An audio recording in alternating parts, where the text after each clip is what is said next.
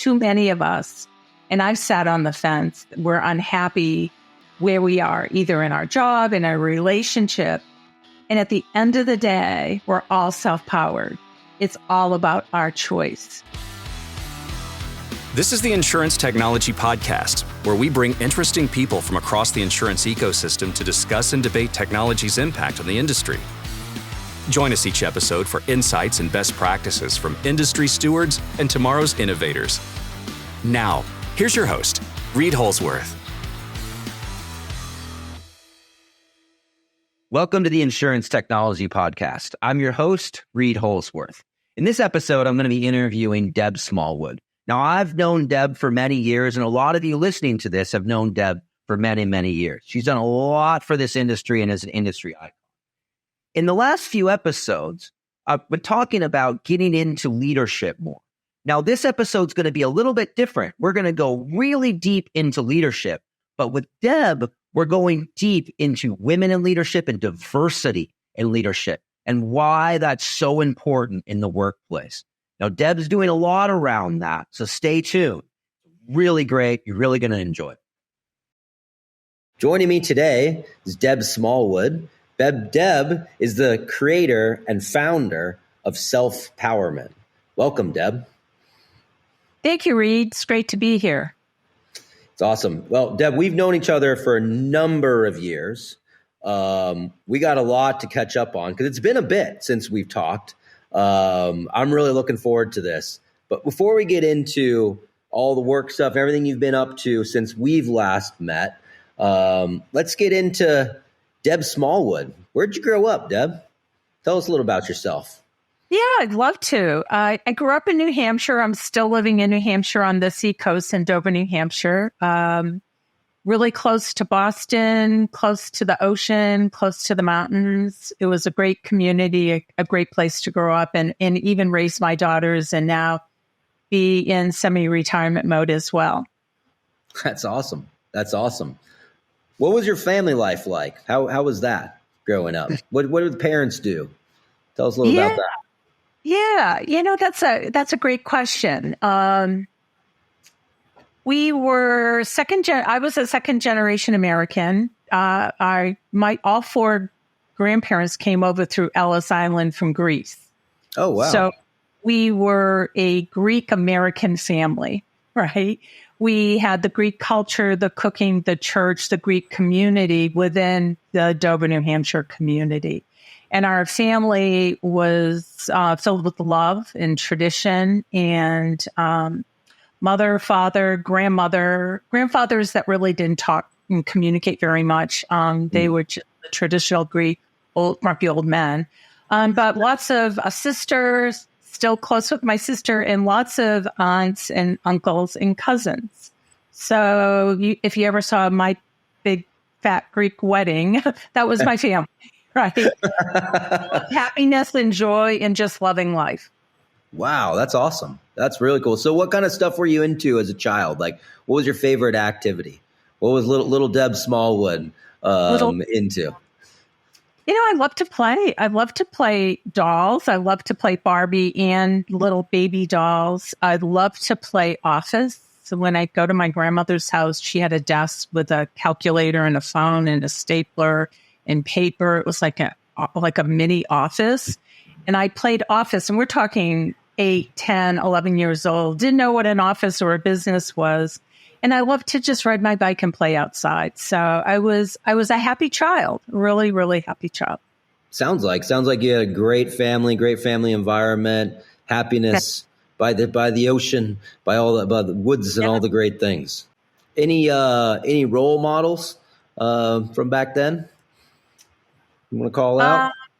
No specific mentors or role models. Part of it might be just my mother, and I had very strong women all around me. My mother was a strong woman, very independent, and had a strong voice, and was a cancer survivor in the 60s and lived to be 84 years old. And in the 60s, people didn't survive breast cancer, and she was a survivor. And I had aunts that didn't finish high school that were supervisors on the shoe shop floor, and I had aunts that ran their own business hair salons. So a lot of really strong, dynamic women. They're my role models. And I remember as a child doing a report with Amelia Earhart. And it still sticks with me to this day. And I think of it often because even though she didn't succeed, she went down somewhere and we're still looking for her plane, right? I just remember the pictures and the footage. And I did a report on her and the bravery and the courage and the risk taking. And it really, I think, started my motto of why not me? She said, why not be the first female? But it was really, why not me? Why can't I do what other people do? Yeah. Well, that's definitely molded you into the person you are today, I would assume. That's awesome. That's awesome, Deb. What about difficult situations? I love to just kind of get into this background stuff. What was a difficult situation you had to overcome as a child? Yeah. So I describe a really loving family, but my parents were divorced in 1959. Oh, wow. So in 1959, there weren't divorces. Yeah, and especially in the Greek families and the Greek communities. So that was a stigma that we had to overcome. 1959, I was 4 years old. We moved from one town to another into Dover. It was 50 miles away from my father. Our father came and picked us up every other weekend, spent vacations with him. He was always there. He lived with his sisters and his mother. So we would go hang out, loving family, Greek community. And we had really double of everything. And the strength of my mother, when I think about my mother, the Greek traditions, you had to marry the person that your father told you had to marry. They had to be from a certain part of Greece. And my mother really broke a generational cycle of, I married this man, but I don't love this man, and I'm not going to stay married. And she had the strength and courage to take on, being a single parent in 1959. So there was a little stigma. No one had divorce. There was maybe one other kid in school that had a divorced parent. So that was that stigma. But I think the strength of my mother and the strength and the unconditional love just pushed us through it. That had to be really tough. I just learned not that long ago that I just blew my mind that divorced women, especially back then, had a really hard time even renting places because people wouldn't rent to them, like as if they weren't reliable. It seems like it was almost a control thing, but strange. Like that, it's got to be hard. It's hard, yeah. And my mother worked really hard. So she was a working mother. We always had great clothes and we went on vacations and we were not without, a couple of times I wanted a new dress, but in the 1960s, you didn't get dresses like today. You just go on Amazon. I'm surprised she could even get a credit card back then. Right. Like it's like somebody was telling me this not that long ago, and I'm like, I didn't know. I'm just ignorant to it. I was like, that's insane. Like, it's craziness. Very different today, obviously, which is great. And then divorce is ubiquitous in our culture today, right? Almost to the other extreme. It becomes absolutely. Oh yeah, 100%. So, what did you want to be when you grew up? I didn't have a target. And if you think back in the 60s and early 70s, we're talking a long time ago, right? When I went to college, you either could be a nurse, you could be a teacher, you could be a secretary, you could be a small business owner, like my aunt owned a hairdressing, or you could be a waitress, right? It was that was the roles. And I remember when I started to look into colleges, dental hygienists were starting to come up, travel agents, women were starting to break into various roles. But what my mother always told us to do is, I want you to work for a big company because they have benefits, financial security, because she never had that opportunity. The second thing was, I want you to get into computers. She had the forward, just she was reading in the newspapers and hearing on the news in the early 70s, computers are going to be a big thing. So she said, and in the third was financial independence, financial freedom, never be dependent on a man or anyone else for your financial being, always be able to support yourself. So I took those three things almost to the extreme, and my sister did too, and have always worked really hard for all of those. So my first job was Liberty Mutual, COBOL programmer, and in technology, right? That's crazy. So, sorry, I hate to say it this way. It even sounds like bad saying it, but like a woman as a developer back then, right? It doesn't seem like that was common. How did that all go down? Yeah, but it was really common because computers were new in the insurance industry back. So 1978, I was hired. In the late 70s and early 80s, insurance knew that they needed to start to develop data processing centers. It wasn't even called IT back then. It was called EDP. And the only way that they could get programmers were to have training programs. So entry level programmer trainee, 20-week programs. I was paid $10,000, which actually was a lot of money back then. For 20 weeks, I was training to learn COBOL. And so they had a couple of tests that you had to take, and it was based on aptitude or ability. I remember the tests being sequential, map your way through stop signs, and very detailed. And I'd say 50% of the people in the training program were women. Wow. All through the 80s, Liberty Mutual had this training program probably until maybe 88.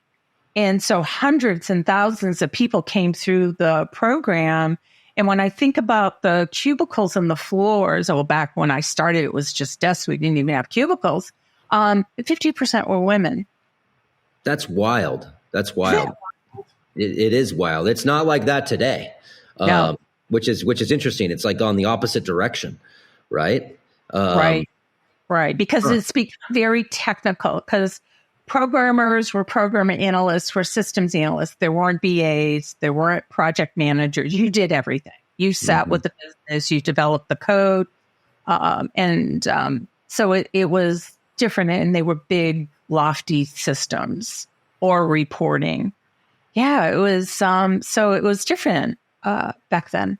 I did not know, Deb, that you started your first job was a COBOL developer. That's so wild.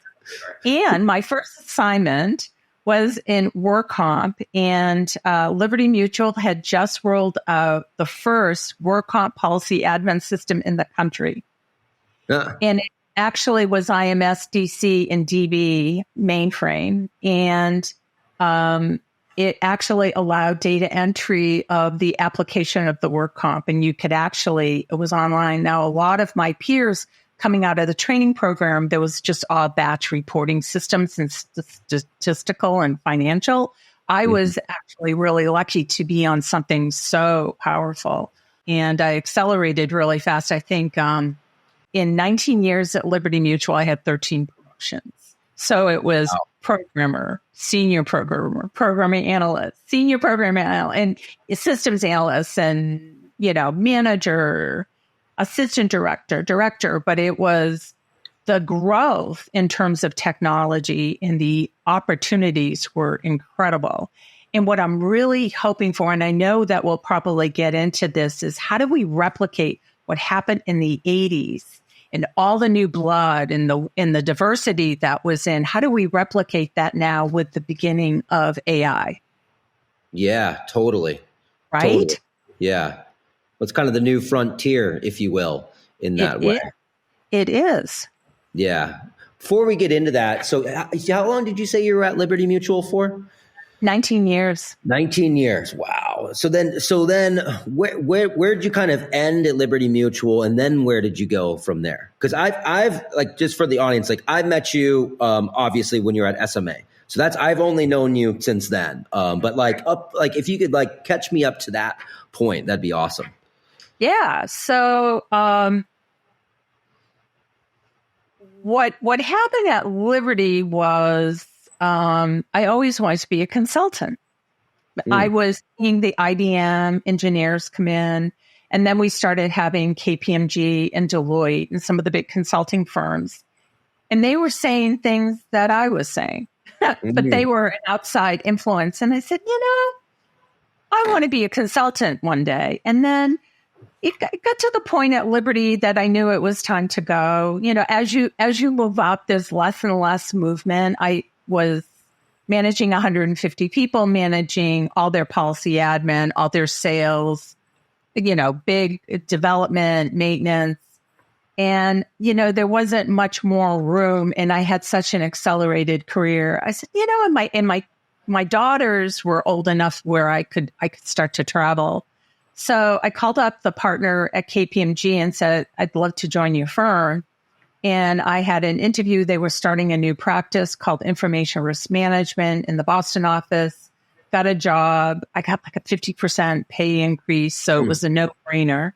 Yeah. And and I made partner in 18 months. Wow. So then what kind of stuff were you focused on then at KPMG when you started out? What I focused on was information risk management. So it was IT audit. We worked very, very closely with the accounting and the financial auditors.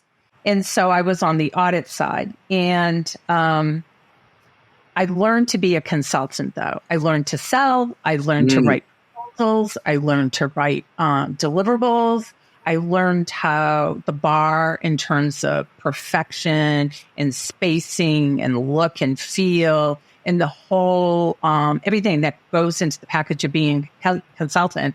I learned to be a consultant, which was an amazing experience. And it was, my attitude has always been, why not me? So why not me? Why not be a consultant? I pick up the phone, I call, I get the job with a significant pay increase. And then I said, I want to be a partner. Why not me? So someone said, start acting like a partner. So I acted like a partner and got promoted to a partner. I had a couple of women sponsors along the way that made me a partner. I was not happy there. It was a wrong fit for me. And then I went to a Gartner conference, and there were people on the Gartner, the big even back in 2001, right before the .com, right? There was a person on the stage, an insurance person, presenting information about the insurance industry. And I went, I can be that. I want to be that. Why not me? Yeah. So I ended up taking a role as the head of the insurance practice at Tower Group, which at the time was Tower Group, not the insurance company, but it was the new type of advisory firms. So I learned to be an analyst. I learned to be a thought leader. I learned to be to write research and have a voice out in the marketplace. And then one day there was an executive coach working with me. I really had an awakening, and I really started to feel really self-powered. Not that I wasn't self-empowered the whole journey, right?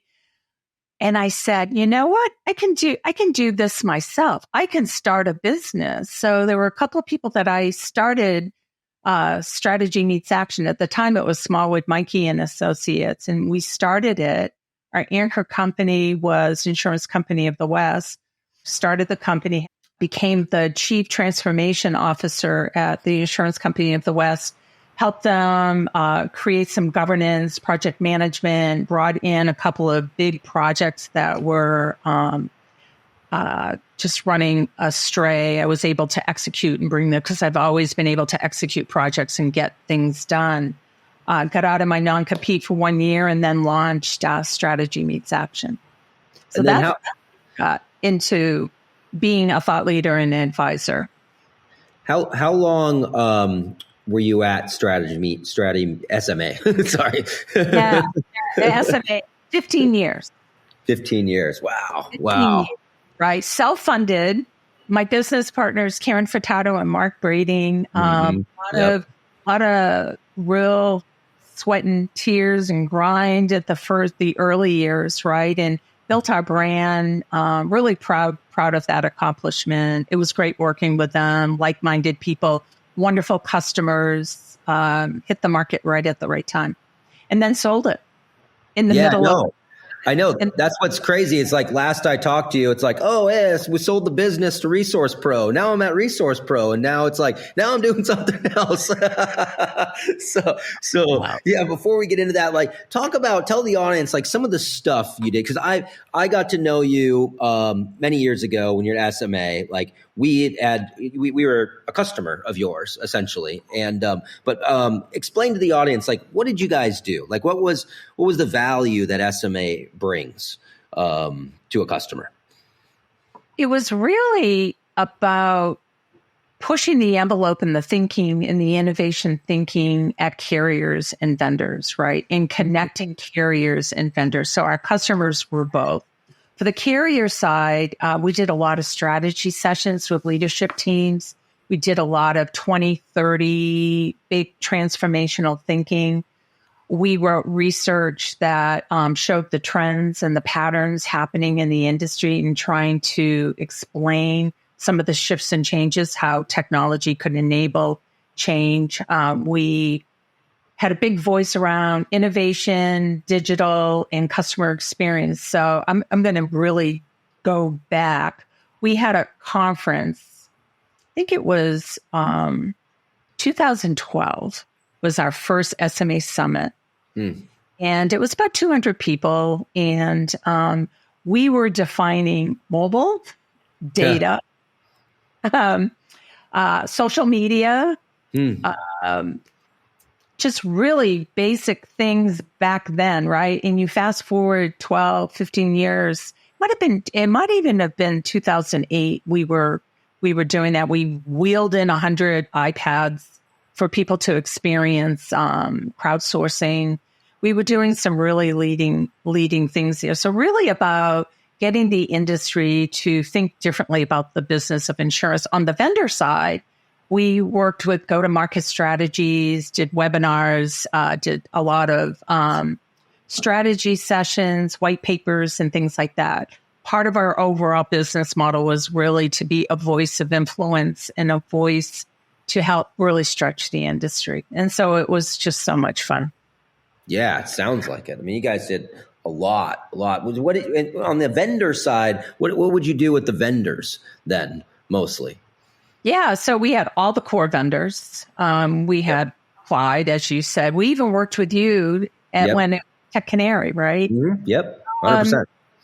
So Karen Furtado was the master of core systems, knew the deals, knew what the patterns in the industry. So we could give market intelligence to the vendors about the sales, what was buying, the competitive landscape, feature functions, capabilities, how businesses were making decisions. We were also helping carriers and MGAs select systems as well. We did white papers, we did webinars, speaking engagements at all the core vendors and the big conferences. We spoke at their conferences. So in the early days, we'd even help with big horizontal non-insurance vendors try to learn insurance and understand the market. So we had a lot of projects like that as well. That's awesome. So then what? So, you just I just woke up one day and then boom, SMA was sold to Resource Pro. How'd that all go down? How'd that work out? It's interesting. Well, it was always part of our strategy was to exit at some point. Mm-hmm. And over the years, we did have interested buyers, and it just didn't materialize. It was either a wrong fit for us or wrong fit for them. And in the middle of the pandemic, and we were starting to think about unwinding SMA because we were all getting up in the years, right, after 35, 40 years in the industry, and started to think, what would that look like if we don't sell it? And they came with interest. So Resource Pro, significant player in the agent broker, wholesaler, MGA space, small footprint in the carrier. At the time, they felt a way to get into the carrier, BPO, it was all offshore, would be to buy a thought leadership, a company, a small, it was really one of their first acquisitions. So a small company to clients, relationships, strategic voice. That makes sense. And it felt like the right fit. Mm-hmm. Yeah. No, that makes a ton of sense. So you're not there anymore. So you said, so what happened there? Is it you just, hey, I want to go and do my own thing. I'm over it. It's time to retire. I'm cashing out. My earnout's up. Like what? So what happened? Yeah, I think it's a little of all of that. After running a business, your own business for 15 years and being part of a big corporation, it was hard for me. And I was there for 3 years. It was time for me to semi-retire. The grind of it all, right? Writing research, being a thought leader, client engagements. It was time for me to just move on. And I always wanted to write a book. And so I said, great opportunity for me to write a book, possibly be on boards. I was already on a couple of advisory board for some tech startups. And it was, as my daughters said to me, I've got 2 smart daughters. They said, why are you still working, Mom? Like, what are you trying to prove? Like, you've done it all. You've done it all. Retire with Dad and have fun. But I can't retire. I can't. I still had that drive, that urge. Maybe it's my mother, the financial independence and driving and the hard work that I've just executed my whole life. That's awesome. So what are you doing now? What's going on now, Deb? So now you keep saying I'm semi-retired and I want to get back after it. Financial independence. So what's Deb Smallwood working on these days? Yeah. So, I always wanted to write a book. So, last year I announced Deb 2.0 and I put it out there on social media, thanked the industry thank the customers, my friends, the colleagues, because insurance is an amazing industry, and said, I've always challenged the norm and I've always propelled forward. And why not me? Why not become an inspirational voice for women in the insurance industry and beyond? Why not write a book about women empowerment? I've been able to achieve significant roles, right? CIO, own my own business, partner at a big 4 consulting firm. I've powered my way through it. Let there be glass ceilings, let there be perceptions of glass ceilings, but I did it, right? And a lot of self-discovery, a lot of awakening, and why not share my words of wisdom and things that I've done that help me propel to help women that may have self-doubt or don't know how to get their careers to the next level. So I'm writing a book. The book is really central to the platform, but I believe that things just sort of unfold, right? You look up and out, you see opportunities, you can seize them. So I said, okay, I'm going to write a book. Got a publisher right away. Women that I had been talking to over the years. My heart has always been helping other women. So indirectly or directly. And it was really fascinating when I posted on LinkedIn, Deb 2.0, a lot of women, either privately or through publicly on LinkedIn, said, well, you've always been an inspiration. That's awesome. That was really cool, right? So what has transpired is I've developed a self-powerment model, and I'm still fleshing out the model about awakening the human being, becoming aware, aligning your voice out in the marketplace and acceptance, because it's all choice. So I'm working this model. I have the model. I've actually conducted a handful of workshops. A small insurer, actually it's $1 billion insurer, has just hired me to conduct the workshop for their leadership team because it can be gender neutral. It doesn't have to be about women. Yeah. I've started speaking again on this. I've had a half a dozen speaking engagements on this. And so I've got the model, I've got the book, I've created a domain, I bought the domain, I have trademarked self-powerment. So I've got all of this going on. In the meantime, I've hired my publisher to be a coach, and she's working with me on the details of the book. And I just signed up yesterday because I'm always learning and always wanting to improve myself. I just signed up for this elite motivational keynote speaking training. I've been a speaker. I've been speaking at conferences and webinars, right? Yeah. Good, but I'm not great. So the next personal development is to be, so I can see myself next year, got a book, it's going to be a bestseller, no doubt about it, because I will make sure that will happen, and become a speaker, go out on the speaker circuit, and just help women with workshops, maybe even digital courses. People have been interested in that. In the meantime, I'm mentoring a handful of women that I never mentored before. It just all unfolded. I couldn't have planned this, and I'm having the time of my life, and I'm still traveling, spending time with my husband, spending time with my daughters and my grandchildren, and just enjoying life.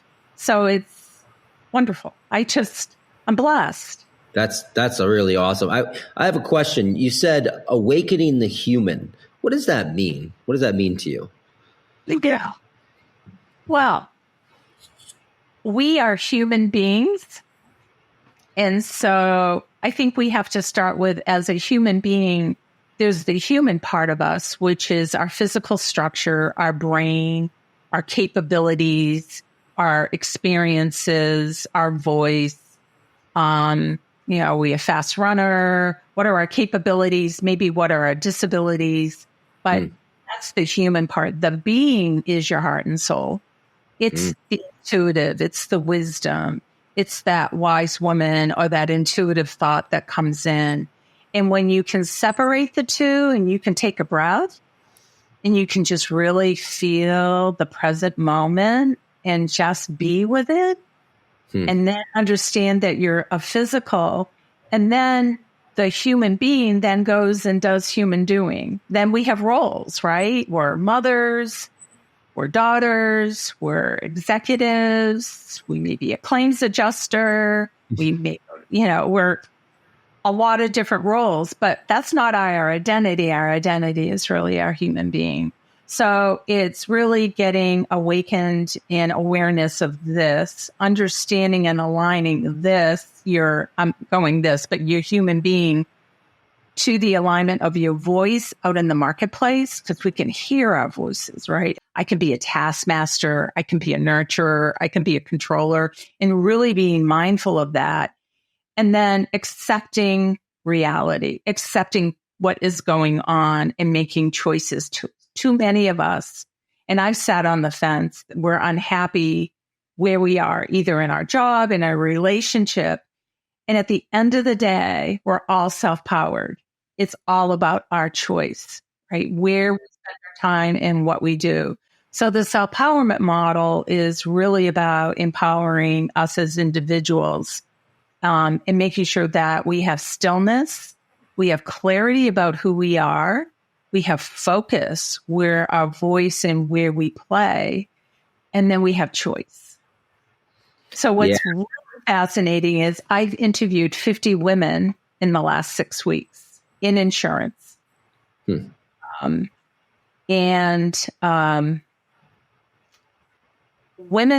are just men are amazing, but women are just amazing as well. And I've learned so much from it because I think it can really help my book, since I only have my experiences, but now I'm learning about other women's experiences. So it's been really cool.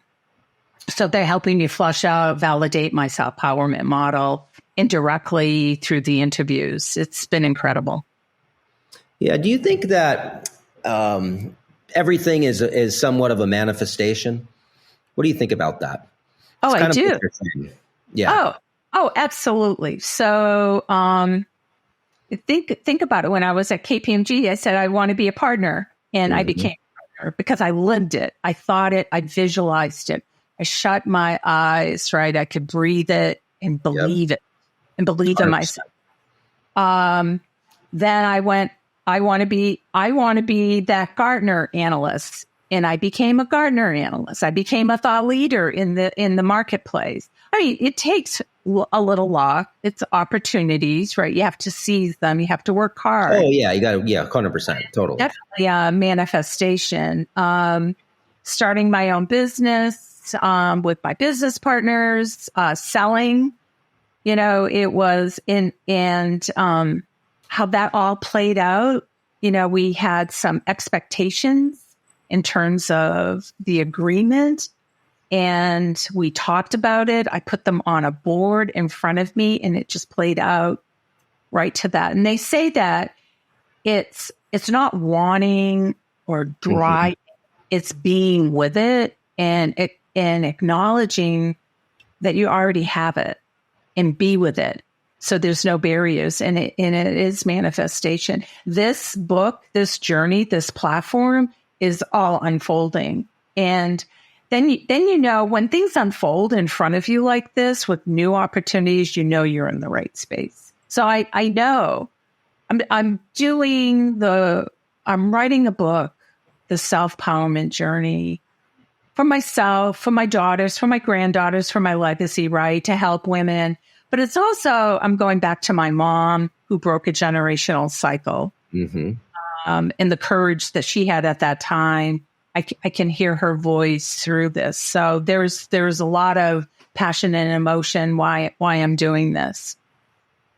Yeah, that's awesome. I truly believe exactly what you just said, that everything is a manifestation. And I truly believe what you just said, that you have to really know it. It's not even believe it. It's just, it is. And you have to have that. I think where people fall short is they lack the self-confidence to know it and to believe it, believe in themselves in that way. I think that when people talk about, everything's a manifestation and whatnot, they think that you can sit here and you pray or whatever it may be, that this is going to come true. But it's in the universe's time. It's not necessarily always in your time, but it does play out long term. And like those vision boards and all those things that people do, it's very, very true. It does happen 100%. And like I could point back to something that I did when I was in college, where I wrote out, at this age, I want to do 1, 2, 3, X, Y, Z. I stumbled across it like a couple years ago. And I'm like, holy shit, all this came true. But I believed in it. I believed in myself, right? And I saw it. It's like your vision is part of it, 100%. And I think it's just so many people, they kind of hold themselves back because they don't believe in themselves that way. Or to be fair, they may be pushed down as well, which is which can happen, right? Right. It's the noise in your head, right? So I loved what you said. You have to be with it and believe it and believe that it exists today. And back to the human being, the being is connected with the universe, right? It's your spirit, it's your energy.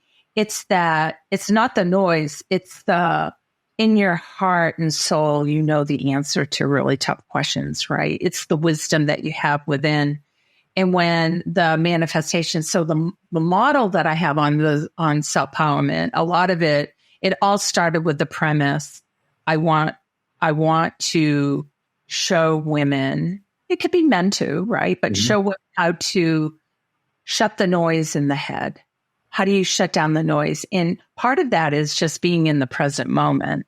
Yeah, but that is way easier said than done. And a lot of people don't even know what true being in the present moment is. Most people have never meditated. They don't know what that to truly be there, to be there one with the breath in the present moment, not reacting, having the thoughts fly by, watching them, not reacting, letting them go by, this whole thing. Most people don't, but consciousness is expanding in a major way now. And so people are now getting smarter and smarter about it. But it's like in our culture, I'll say it's not as, you don't hear that as much. It's happening, but you don't hear it as much. Right. So one of my objectives of the book is to bring that to the corporate world, almost disguised as self-empowerment, right? Because there's you don't have to get spiritual and you don't have to do all. I went to an Eckhart Tolle, who is a spiritual teacher on present moment. He's all about present moment, right? It's shutting down the noise, the past or the future, all the noise in your head and your ego. And I'm actually a certified teacher of presence. I took a 6-month course last year. It's really exciting. But how do I make that business savvy and worthy, right? And how do I get people to just take a breath and understand all we have right now, Reid, is you and me right now talking. That's all there is. The past is memories, and the future hasn't happened yet. So we can worry about the future. It's not going to change the future. And we can fret and regret and be saddened of the past. So I have different techniques that I've learned over the years to catch and release. I love that. Catch and release. I love that. Yeah. How do you feed and fuel your human body? How do you control your voice? So let's say you're in a conversation, you're ready to go into a big meeting. Take stock in your capabilities and your belief, right? Try to catch and release any self-doubt. Know what voice you're going to go in there with. Is it a taskmaster? Is it a wise woman? Is it an influencer? Understand the voice in the meeting.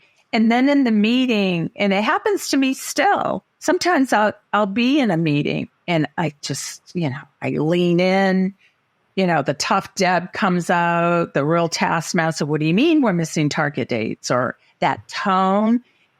And sometimes I can't catch myself, but at least I'm aware that I can't stop myself, but at least I'm aware that I'm doing. So part of this whole journey of just self-empowerment is just awareness. Oh, right? yeah. Well, yeah. Awareness is another one. Way easier said than done. I've been on this for 20 years. What I'm trying to do is I want to offer a jumpstart kit for people so they don't have to wait the 20 years. So it sounds like you've done some reading and research. I've done so much work around all of this stuff. I could talk for hours and hours about this. Yeah, I am very aware. I am a very aware person. It took me a lot of years to get there. I meditate every day, yoga every day. It's funny when one of my good buddies, Joel, when I started to get into all this, he's explaining meditation to me. And he's like, meditation is like if you're chopping wood and the only thing you're thinking about is chopping wood. I'm like, that is impossible. What are you talking about? Like my brain, I have so much going on all the time in this mind.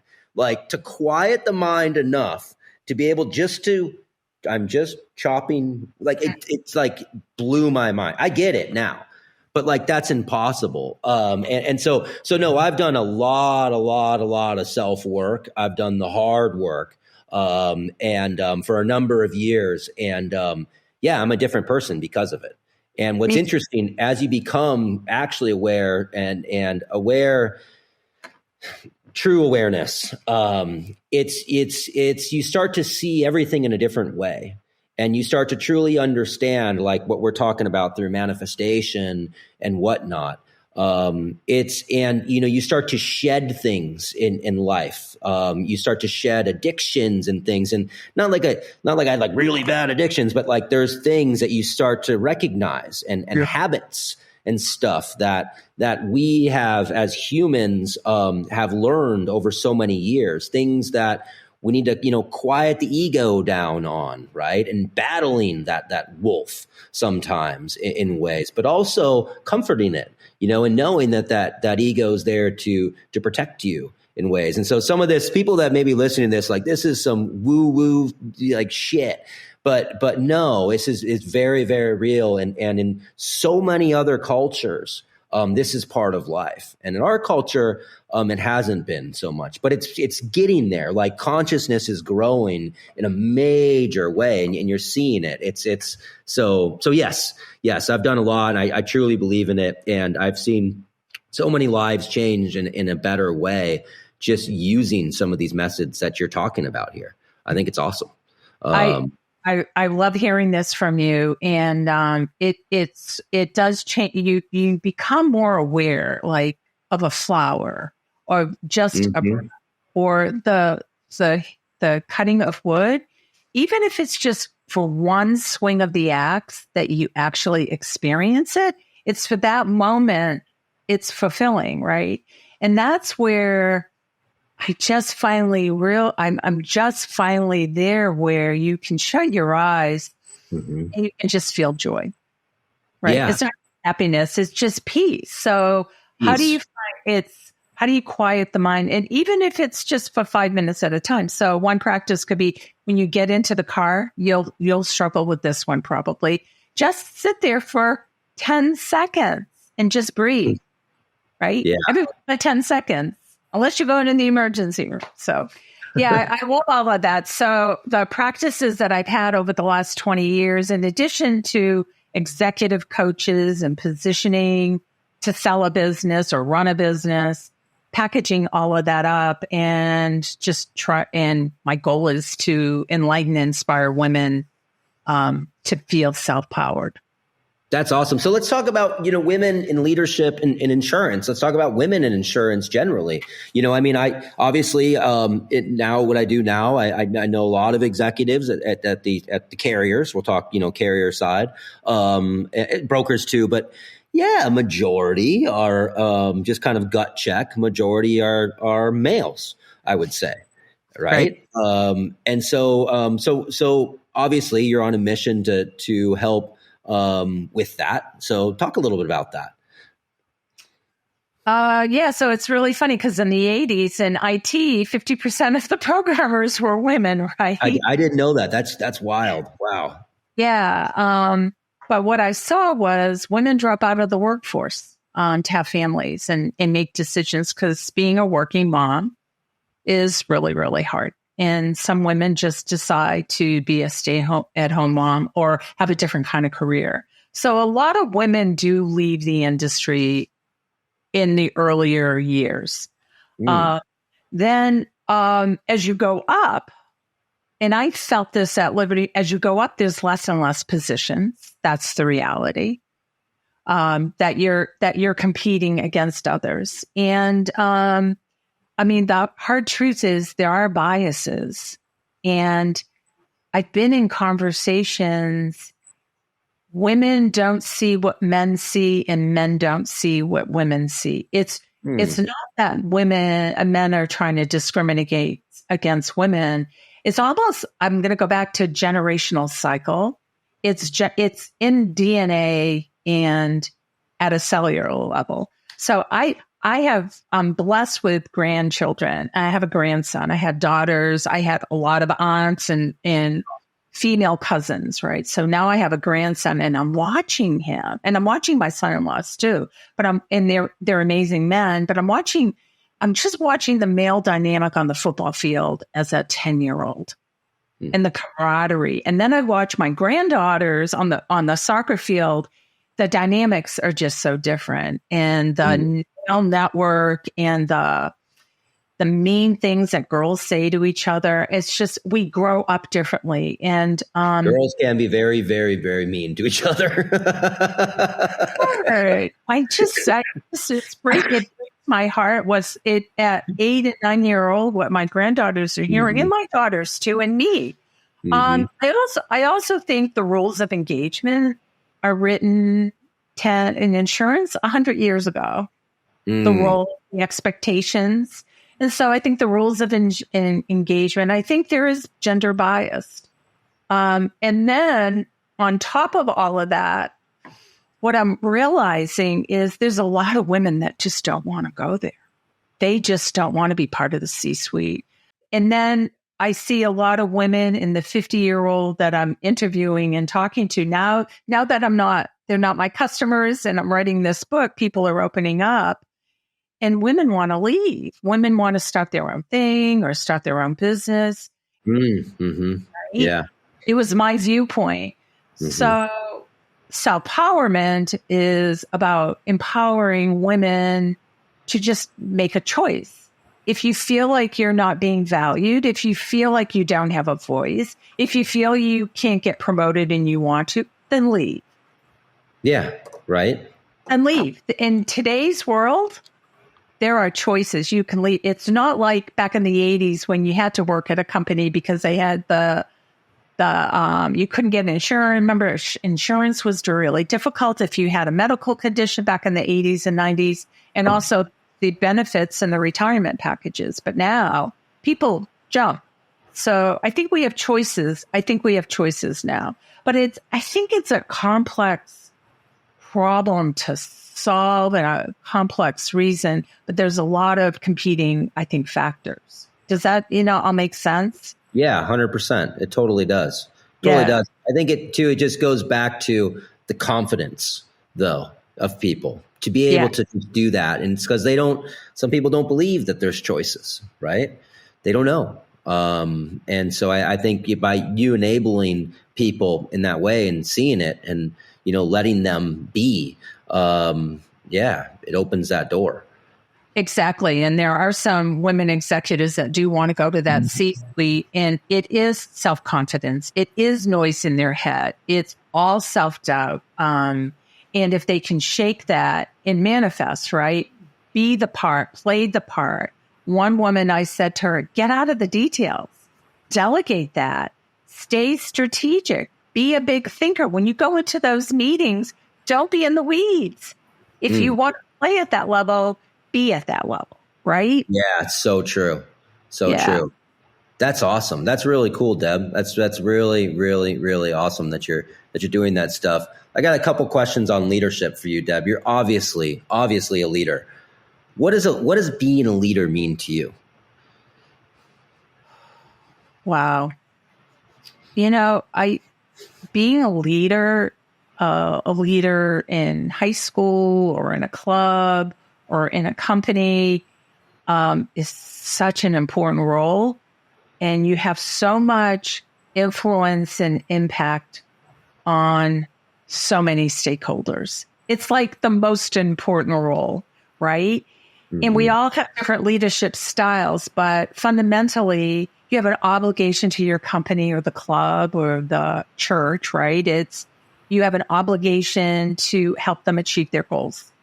You have an obligation to the employees that work for you to nurture them, guide them, support them, direct them, lead them, make sure you're communicating to them in really developing them. You've got responsibilities to your customers, direct or indirect, because there's always a customer on the other end. So you need to understand their voice. As a leader, you've got to be true to yourself. You have to be confident, right? You've got to be authentic.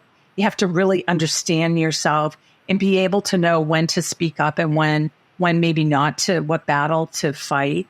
And then as a leader, you need to have a voice in the marketplace or in your industry or in the community, right? So it's all encompassing.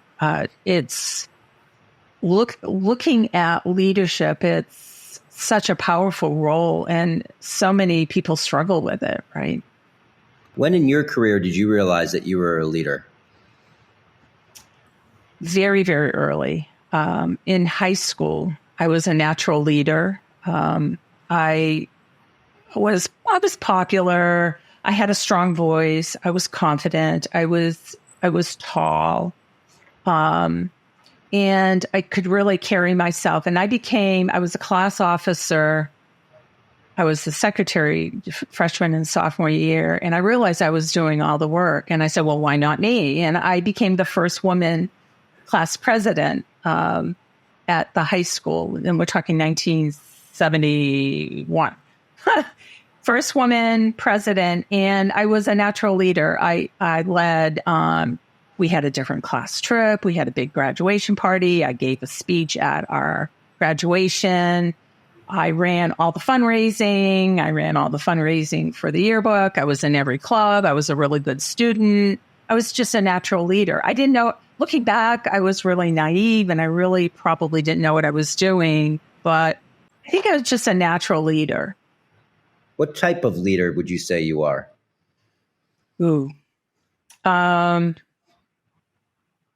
I'm a hard leader because I set the bar really high. I don't know this, but I bet you're pretty competitive too, Deb. I'm very competitive. I like to win. But I will support the team. I empower the team. I empower individuals to learn things and make decisions, but I hold them accountable. So it's that empowerment, accountability. I give teams rope, and then when they go to hang themselves, I rescue them, right? I don't let people fail, but I would not ask anyone to do anything I wouldn't do myself or had done myself, right? I push hard. That's why managing people, especially today, in today's world, I think I'm too tough. Yeah. Oh, yeah. But I got things done, turned around a lot of projects, executed a lot of things, built a business, sold a business, ran a business, right? So how, as an industry, how do we get more women in leadership? I think it's a couple of things. I think the DEI movement has been just the beginning. It's been very shallow. It's been a checkbox. Like, do you have a DEI program? Yeah, totally. And it's women, and it's diversity too. Yeah, diversity too. Fair enough. Yeah. I believe that we have to change the cultures. We have to change our strategies. And at a board level and at a C-level executive, it needs to impact their compensation with the numbers. Easy as that. Leadership is driven by their compensation, their goals. And the goals are always around the financials of the company and maybe some projects or something like that, things that they control. So I think the second thing is grassroots. We need to almost go back to the way it was in the 80s and start to recruit high school and college interns, diversity, right? AI would be a really great way to maybe start to have training programs. I think we have to reimagine roles and really look at the rules of engagement and start to reimagine roles. It's not the hybrid. It's not like working from home or how we judge and how we evaluate and the roles and responsibilities of job descriptions are old and stale. So I think we have to look at them with a new lens. There's research, there's case studies. When there's diversity in companies, they far exceed expectations and financials and customer experience, right? The innovation that happens, the different thinking, the looking at problems differently, the problem solving, the camaraderie, it would better, the industry would be able to leapfrog forward more seamlessly. So I think it's things like that. And then I plan on empowering women, right? And maybe more women have to leave to really, maybe we need to dip before we can go up. Maybe we need to show some pain and really have a strong voice in this. But I don't know. Some change has to happen. I've been in the industry for 45 years. there's been change. The women, when I started, the women were on the floor in desks, right? And the men were all in cubicles. And I've seen progress. I've seen women in every single key leadership role in our industry in 45 years. We've played every role. Now, do we sustain it? Not necessarily. Are the numbers and the percents still really low? Yes. But we've proven that we can play in those roles. When I started, there was a token HR, maybe executive, and that was it. Remember that we were just nurses and teachers. Yeah, no, that's just so wild. Like like right. We've come a long way. I wasn't around then, but it like blows my mind. Like I grew up in a very diverse place too. I grew up in Southern California, and like it was just diversity everywhere, right? And so it was different, but like I don't know that, but it's I just know the stories, and just thinking about that as a woman, like you just have these like these are the roles, like pick one of those. Like you can't do anything other than that. It just blows my mind. It's so different now, but I think it is ingrained in cultures, in certain cultures, that old kind of way in some, changing, and the ones that, like to your point, that are really excelling and really doing things and moving the needle. If you when you dig in, you'll see that diversity within there, and great culture too, just a really, really good culture within that org. And like, it wasn't even until not even 10 years ago, like culture wasn't even a thing. Like, it was, but not really, and it's just, so it's changed for the better in so many ways, but it has. Yeah, at least we're talking about it. And what didn't exist when I was growing up at Liberty Mutual is, social media and just digital world, right? But it's the programs and the networking and the support groups. And back in the 80s, for some reason, women didn't help women. It was extreme, or maybe it was just me. That's awesome. All right. A few more questions. Okay. How do you give back today? What do you give? And this is giving back in so many ways, but do you do anything else outside of this, charity wise? Like what tell us a little bit about that. Yeah. So I give back every single day, because we were talking about present moment, right? Every day I wake up and I am grateful to have another day of sunshine and another opportunity to be. And so I try really hard. I try to be thankful and grateful with every touch point I have with a human being. Let it be picking up a coffee at Starbucks, or getting gas, or whatever, going into a restaurant. I used to get frustrated. Service was bad and how dare you? But now it's thank you very much. They could be having a bad day. So gratitude and grateful every piece of the day to me is giving back. I'm also very generous, and I give a lot of time to a lot of the small businesses in my community. So my Pilates instructor, I help her with her business plan. My hairdresser, the woman I go for massages, I feel like I'm giving them business coaching and supporting them that way, and extremely generous of my time, etc. And now I'm mentoring women, and the book. I'm thinking about a charity or some organization to take some of the proceeds of what I'm doing, and trying to figure out which one, but get back that way. That's awesome. That's awesome. What do you do for fun, Deb? Outside of family and stuff, what's fun? I love ripping dirt bikes in my backyard. I assume you're not really into that. Like, what are you into? No. So including family, I love to be outdoors. I love walking. I love golfing. I love swimming. I love going to the beach. I love nature. I love to do Pilates. My husband and I just started a year ago, because of the semi-retirement, I'm not traveling. We're doing ballroom dancing. We have private lessons twice a week. And that's really fun. And it's really hard. And so we're doing ballroom dancing, and just being outdoors. That to me is fun. That's awesome. That sounds like a ton of fun. I love all those things too. What is your favorite drink? What's your drink of choice? Oh, it's iced coffee. iced coffee. It's a Starbucks ice venti, cold brew, extra ice, splash of heavy cream. Love it.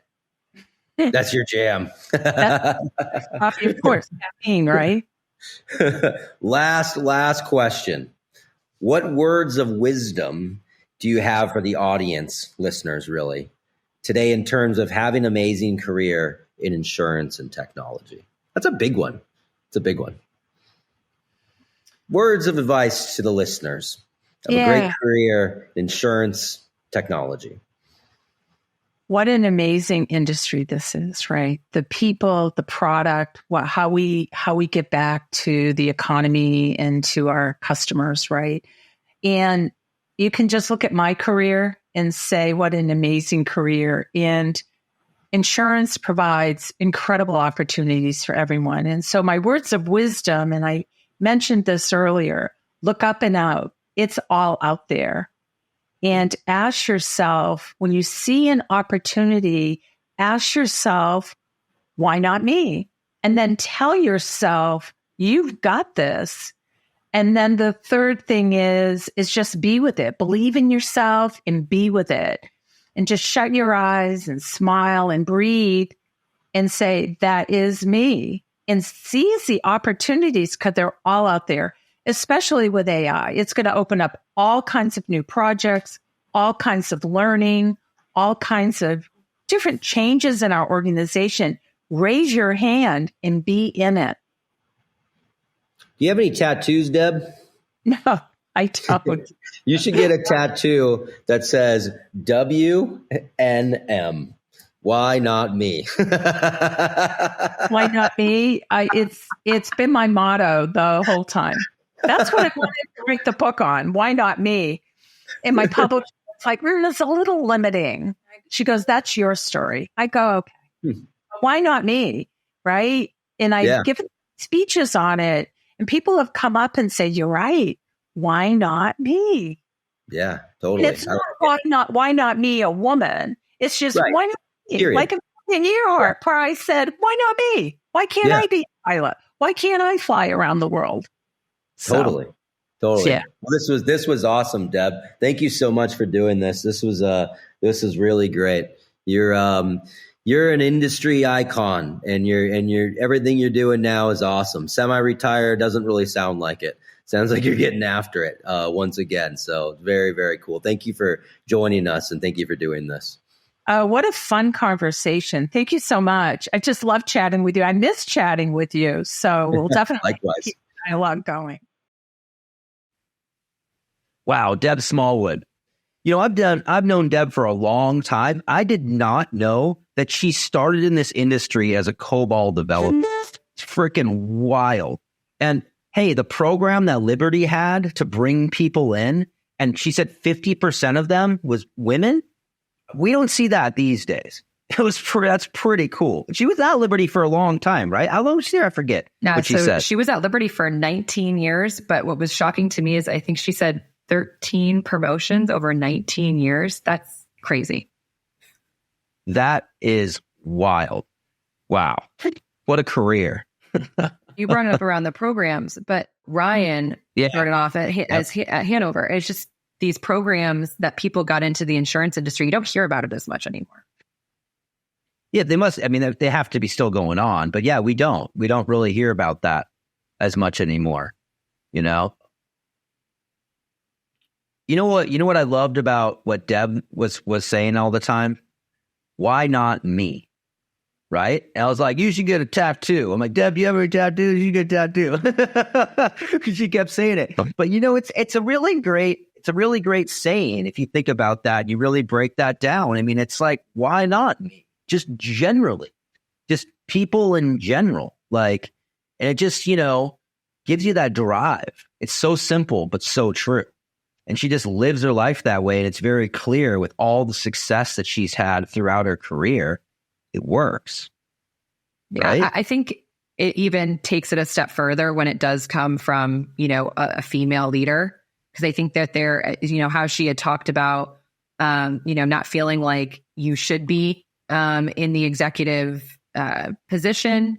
And for her, I think, what did she say? It started off as like Amelia Earhart, right? Flew around the world. Yeah. She's like, why not me? She didn't do that though. She did not do that. She did not. But no, I mean, I think she, and it's amazing to hear, like, she's been strong and confident in herself her entire life. And I loved listening to how the relationship she had with her mother, having someone who was a single mother in a time where that was very unheard of. So true. Yeah. And just seeing a strong woman in her life and kind of just emulating that and taking it to the next level. That's why I love getting into in these podcasts, like getting to know their background, like their family, the dynamics there, because it really does frame up who this person is in that way. And she had a very, very strong mother, like you said, single mother, but still, great relation with her dad and all of that. I mean, just really molded her into the person that she is. Yeah. It's awesome. Yeah, it's got to have, it definitely is a different experience, from others that I'm sure grew up in what was the stereotypical 1950s household, right? Where she's seeing her mom be the breadwinner and run the house. Yeah. I liked when I asked, hey, Deb, like, what type of leader are you? And she was like, I forgot exactly what she said, but like a hard one or something. But she also said too, that she's the type of person that she will, be there and lift you up, but like allow you to fail, but be there to help you pick up the pieces. And I think people need those kind of leaders in their lives sometimes. You can't necessarily have somebody that is going to be worried about being liked all the time. And sometimes you have to make those hard decisions and push people to their limits. Yeah, she's a perfect fit for what she's done, in this last kind of career outside of Liberty and being, at SMA. I mean, we use her at Tech and Area. We use her at Ivans too. Just kind of like, hey, here are some things we're thinking about. What do you think? Does this make sense? Does this work? What's the product market fit around this type? And I think to be in that role and to be able to truly advise people in that way, you have to be a little bit hard sometimes, No, seriously. And so I think like when she says that and she thinks about herself in that way, I think she's just a really great leader, period. I mean, she is. And she's continuing to do so. And everything that she's doing now and what she's really passionate about and focused on and what she coined as her semi-retirement, it's really cool. It's really, really cool. She keeps giving back. Yeah. And it sounds like she doesn't want to stop, slow down. Great. Yeah. I love that her next chapter, if you will, is all about giving back to the industry that she's been a part of for decades. So. Yeah. Yeah. Well, hey, another great person. Another person giving back, another person doing good things, another person that's extremely successful. That's the pattern. Yep. So it was great. I really enjoyed talking to Deb. I hadn't talked to her in a while. It's like they went from SMA to Resource Pro, and then boom, now she's doing this next thing. And it was really great to catch up with her. It was a lot of fun. I really enjoyed it. Yep. Well, more conversations to come. More to come. Keep them coming. All right. Stay tuned.